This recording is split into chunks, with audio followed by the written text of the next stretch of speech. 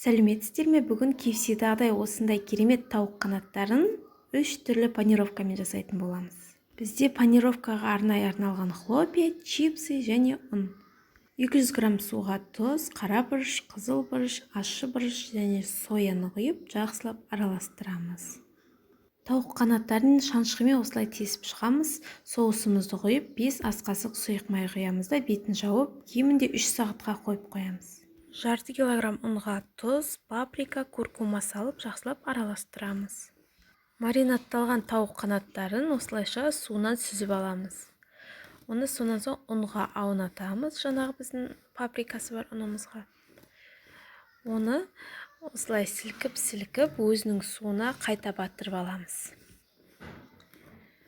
Оны алып қайтадан ұнға саламыз да, араластырып майға қуырып аламыз. Майға батып тұратындай болу керек. Тауық қанаттары осылай бізде қып-қызыл болып әдемі болып пісіп шығады. Мен бір түрін майға, екі түрін духовкаға пісірдім. Ал екінші түрі енді бізде чипсы. Жаңағыдай осылай суға, сонан соң ұнға аунатамыз.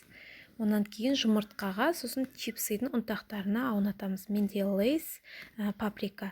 Міне үшінші түрі бізде арнайы суши сататын жерлерде панировка сатылады осындай. Оны да тура осылай ұн, жұмыртқа, сонан соң жаңағы панировкаға салып, духовкаға жарты сағатқа пісіріп аламын.